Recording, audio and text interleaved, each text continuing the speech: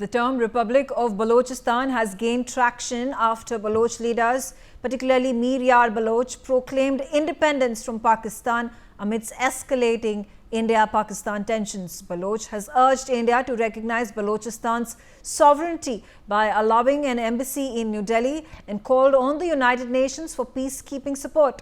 In the middle of this major development, a heinous hate crime has surfaced.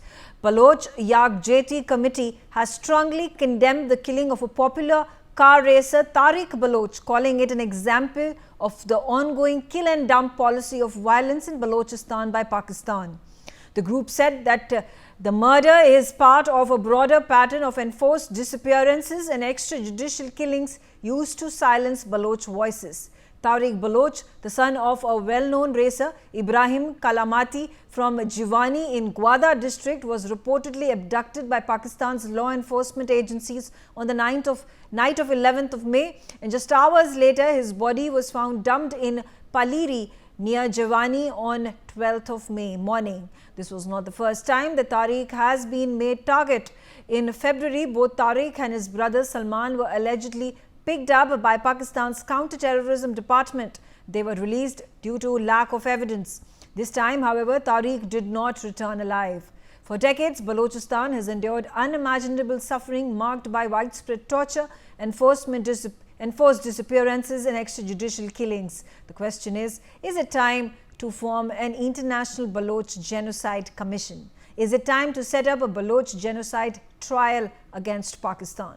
Let's start our conversation. Joining me on the telecast is Razak Baloch. He is Secretary General of the Baloch American Congress in United States of America. Thank you, Mr. Razak Baloch, for joining me on the telecast. And my first question about the state of affairs: how do you react to this brutal killing of this individual from the Baloch community that has been killed, and under what circumstances has his disappearance and murder happened?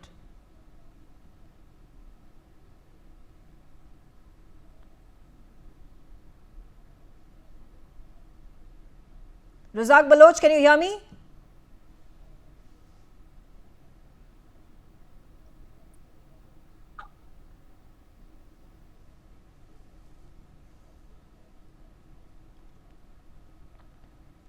There have been a number of Baloch leaders who have been demanding secession from Pakistan for decades together now. And this is yet another instance where atrocities against the people of Baloch has forced the people of Baloch leaders, community leaders from Balochistan, to demand a free Republic of Balochistan away from Pakistan, for a secessionist movement that the Baloch people have reached out to India as well for support, for help.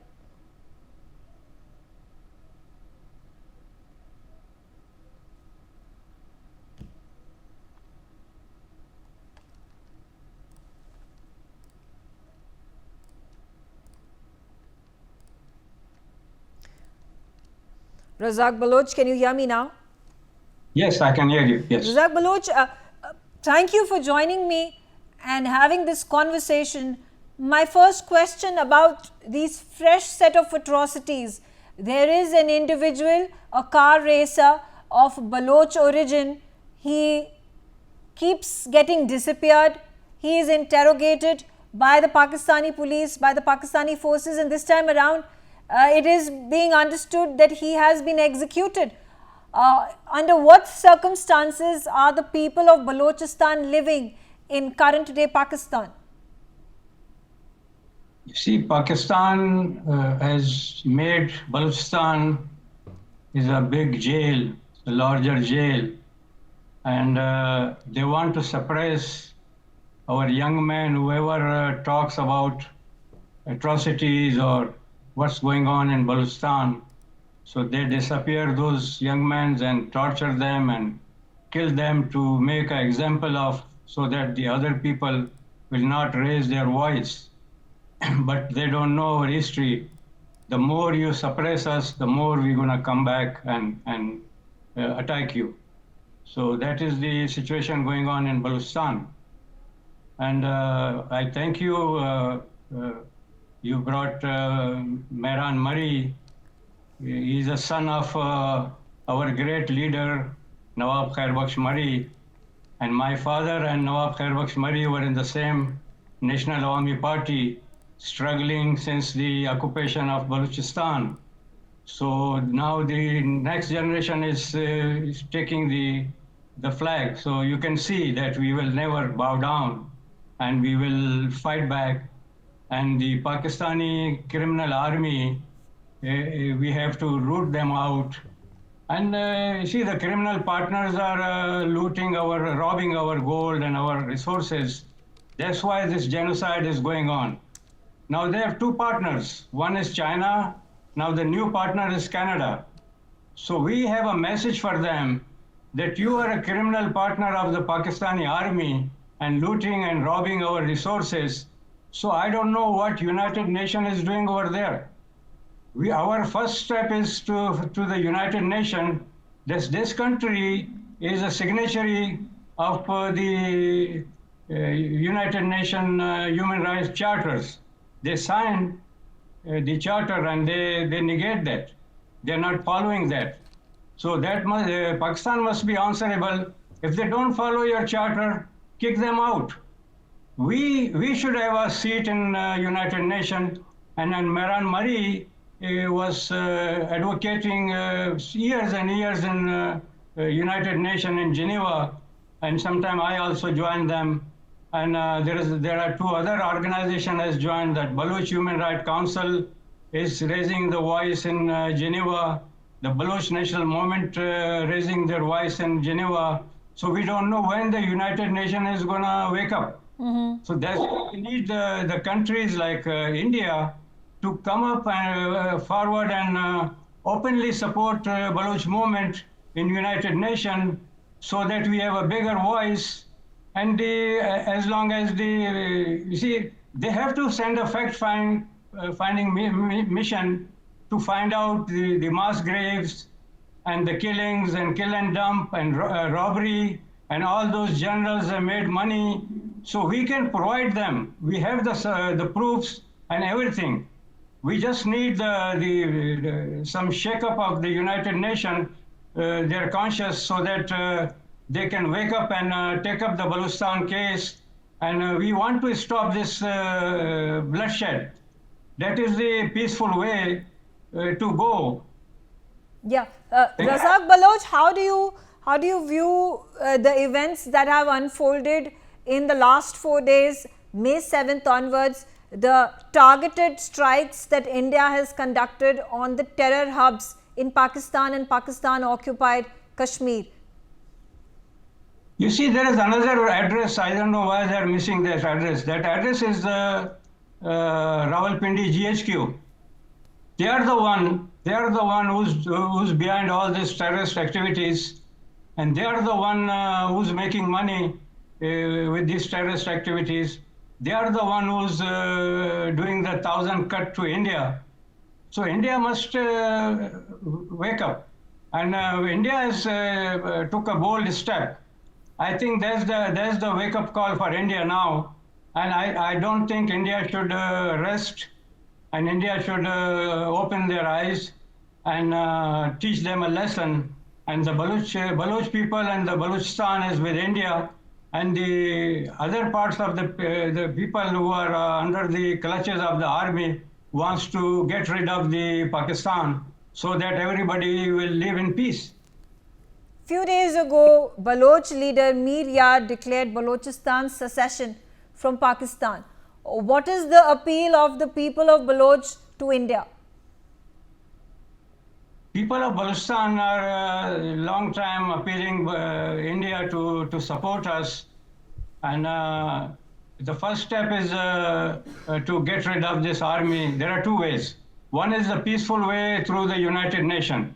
The second is our young man, our brass, Baloch Raju Sangar. Baloch Raju Sangar is a military organization of Baloch. So they should support that and give us the weaponry so that we can match them. we can match their tanks, we can match their helicopters, we can match their airplanes, so that we can make them. You see, the West is giving so much weaponry to Ukraine. So why not India and the other countries give us the weapons to kick this terrorist army out of Balochistan? There is also, India has come out for long in support of Tibet and its autonomy from China. There is in fact a Tibet government in exile that exists, that is established here in India. Do you think something similar could be done? Could there be a Balochistan government in exile located in India in the interim period? You see, we are ready for that. It's for India to step forward and let us know that they are ready. So we are ready to set up whatever is necessary to further our cause. Razak Baloch, if you could, tell our viewers that over the course of years that have passed by, what are the kind of atrocities that have been meted out to the people of Balochistan by Pakistani generals? It's a long list. It starts from 1948, when our Khan's brother revolted and he said, "We're not going to merge with Pakistan." This religious state is our leadership had vision that this is a newly born religious state. This must be noted. So our leader said, we are not going to merge with the religious state. Our people were visionary. So our people are different. So that's why we did not choose, our parliament did not choose to merge with Pakistan. So that's why they sent the army to capture. And their excuse is the Khan has signed. If Khan has signed, so why you have to bombard the palace of our Khan? So they are lying. And we are appealing to the world that they should support us so that we can kick them out. There was that incident that took place a month ago. There was a passenger train that was hijacked by Baloch rebels. There has quite some discrepancy in the narrative that has been built by Baloch rebels versus what the Pakistan government and the Pakistan forces claim had happened. If you could give some clarification in that direction. You see that train hijack is clear. There are so many videos when our young men hijacked the train. They hijacked the train not for the civilians. They hijacked the train to capture the military personnel who were killing our children. So they separated them and they released the children and women and men, even young men. They were Punjabis and all the other speaking people. They did not touch the civilians. They took the army men to the mountains and they tell them, they give them some notice to certain period, you have to release our people so we can release them. And the Pakistani army did not, they were not bothered to release their people. So that's how there were about 214 people were eliminated because we treat them as enemy. They were eliminated. And Pakistan army said there were only 36 people, and then they were hiding their bodies. This is the same army. They in Kargil they did not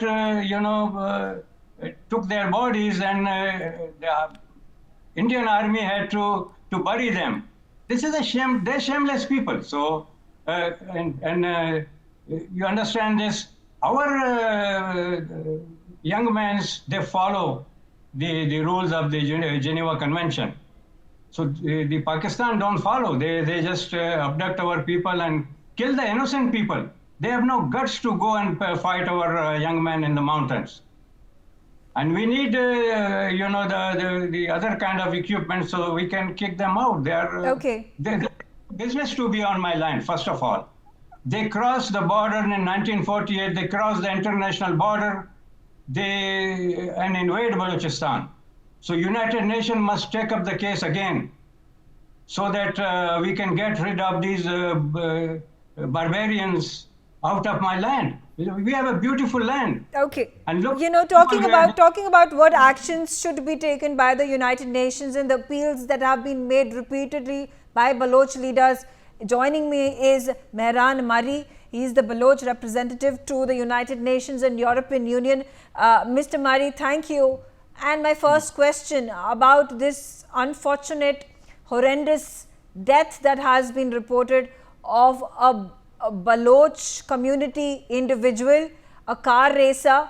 Has there been any justice that has been given to the family members? Do you hope justice will be given to the family members? First of all, thank you. I would like to thank my honorable friend Razak Baloch for his kind words towards me and my family. I really appreciate that. I have highest regard for him and his struggle. As to the car driver, I think the incidence of, it's not accidental, deliberate killing of Baloch youth in Pakistan is on a daily basis. No one can get accustomed or used to it. And as far as justice goes, there is no justice. It's deliberate elimination, ethnic cleansing, genocide of a nation by the Punjabi establishment of Pakistan, the Pakistan Napak army. So you cannot expect justice when a mass injustice is taking place intentionally by a rogue nation. Now, your leader has come out and declared Balochistan as a separate nation from Pakistan, demanded that there be secession of Balochistan from Pakistan. How do you think this can be made into a reality? I think that is every Baloch's dream, to have the independent and the reinstatement of our sovereignty and territorial integrity. But this is no laughing matter. This is not hashtag and TikTok and Instagram. This is a very serious matter. Baloch struggle for liberation has been on for over 50 years. Thousands of lives have been lost. A lot of misery has been inflicted. These are not hashtags or TikTok stories. So we must deal with this very cautiously and very carefully. Of course, this is absolutely good news if India takes the truncheon of independent Balochistan, the torch, and takes it to the international institutions, takes it to the United Nations, and goes according to the protocols of the international law of how a country is declared independent, the currency, foreign affairs, whatever the criteria is. I'm not an international law expert, but there has to be a path we have to take, a legal path to independence. So yes, every Baloch is aspiring and dreaming of that day. And if it starts from a simple hashtag program and leads to something far more serious, we will highly appreciate that. And that's our dream come true. But India has to be very proactive and supportive in its role. What do you think United Nations has thus far played a role in supporting the people of Baloch in acting against the atrocities meted onto them by Pakistan? No, absolutely not. United Nations has miserably failed the Baloch nation and the Baloch people. And I am first-hand witness to that. I have been representing Balochistan for 20 years in the Human Rights Council. They have taken absolutely no interest. The working groups, on the other hand, working groups on enforced disappearances, on minorities, on other working groups have, and special rapporteurs have taken interest. But United Nations as an organization as a whole has miserably failed, has never. It's always towed the line of the powerful, be it the Napak army, the Napakistan itself, be it China, be it others, always influenced by other rogue nations. So it's never taken the cause of the Baloch people seriously, and it's about time it should be shown the mirror. United Nations is not a gimmick to suck in money into the poor, miserable people's money into Switzerland. I firstly propose that United Nations Human Rights Council should be removed out of Switzerland, because Switzerland is a spineless, weak country. It is subservient to Pakistani Napak generals who bring billions stolen from Balochistan to Swiss bank accounts, Chinese government stolen money is in their bank accounts. They survive on interest of foreign money by stealing other people's money. So that's not a neutral country to have the United Nations. Can you imagine it has banned me because I'm a security threat to Switzerland, because of pressure from NAPAC army generals, because their billions are in Swiss bank accounts, and Chinese generals whose billions are in their bank accounts. Now here, moving forward, India already hosts the Tibetan government in exile. Do you think some sort of an arrangement on those lines could be made, perhaps a Baloch government in exile for India's attempt to recognize Balochistan? That's perhaps a first step that could be taken? Absolutely. That's the most logical first step that should be taken. India is a great power. India is a regional superpower. India has a lot of clout in the international community and influence. And many people look up to, many countries look up to India. And if India takes that initiative of an independent Balochistan, be it by setting up a government in exile or establishing an embassy, whatever the formalities, in any formal way, if it takes this up, it will be very good. I think it's the best step forward. Talking about the May 7th strikes that were conducted by India on the 9 terror hubs in Pakistan and Pakistan-occupied Kashmir, and thereafter a number of military establishments and air bases of Pakistan that had been annihilated by the Indian military strikes. How do you react to this, and how should India move forward from here? It was a breath of fresh air for the Baloch nation, the Baloch people. We loved it. We absolutely rejoiced those attacks when they were happening on the Pakistani, especially like Mr. Razak said, they should have attacked Pindi first. The head of the snake is there. They should have trampled on that first. So yes, we were in jubilation because NAPAC army has killed tens of thousands of our innocent women and children and civilians. It is the enemy. It is our occupying force. And you see, they say my enemy is my friend. So we saw India as our friend. Unfortunately, India has not played a very big positive role in the case of Balochistan's liberation struggle. But we hope that this is the pivotal point where India will realize that Baloch are their friends of the future. And Baloch, as a secular nation, independent nation, will be a much better neighbor than this rogue terrorist army of Pakistan, the NAPAC generals running it. So, but the unfortunate thing is, I think it was a bit short-lived. I don't know how Trump thought that India is the same as Pakistan or like Ukraine. Ukraine and NAPAC live on the handouts of the US. India doesn't. India should not have accepted the ceasefire. India should have continued to drain this rogue army for at least a couple of weeks. Their diesel would finish, their dal would finish, their bullets would finish. They would be on their knees like 1971 and be begging for mercy. But we will finish the job, not to worry. The Baloch have a real cause to move forward. And at least India should have faith. How do the people of Balochistan fight the narrative that is built by Pakistan that Balochistan's people, the community are actually terrorists, that they are attacking Pakistani establishment, killing Pakistani soldiers and police personnel, and particularly talking about that incident where the train was hijacked, where two different narratives were coming forth, one from the Baloch side, the other one from the Pakistani side. If you could give me some clarification. Yeah, absolutely. There is no two narratives. NAPAC and Pakistan army have no narrative.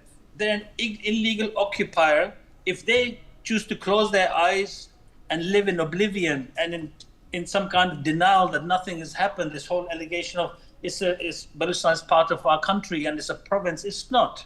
International law and the whole world is witness to that. Because of its services provided to other nations, people turn a blind eye or choose to ignore the Balochistan's occupation, but the world in the deepness of their hearts knows the reality. And as far as them calling us terrorists, I mean, how can they dare call us terrorists? We are struggling for our liberation of our occupied country.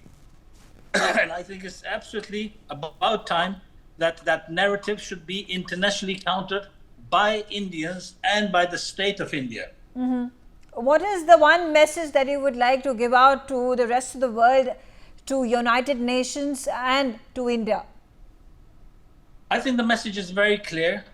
Now, Pakistan was built on the basis of hatred, religious hatred, ethnic hatred, and it has survived on that basis. It has always progressed and prospered on those bases. Always, it is a rogue nation, an experiment gone wrong. Maybe it served the purpose of the colonial powers in the 19th century, but it has overstayed its welcome. It's a dangerous cancer that's going to spread in the world. It's going to be worse than COVID-19. It has to be eliminated. A vaccine is already there. All we have to do is apply that vaccine. But why is it that the international community continues to turn a blind eye on the killings, kidnappings, atrocities meted out to people of Baloch? There are anecdotal accounts, there are evidences that prove that the people of Balochistan are living under threat, living under fear. Why do you think this message is still not reached out to the United Nations, to European Union, to global communities to act on it? They're all waiting for the Western powers to make the first move, as Khwaja Asif, of their defense minister in their parliament, said last week to a TV channel that, we've been doing the dirty work for the Western powers for the last 30 years. So that's precisely why. They've been doing the dirty work for the Gulf nations, for the Western powers, now for China.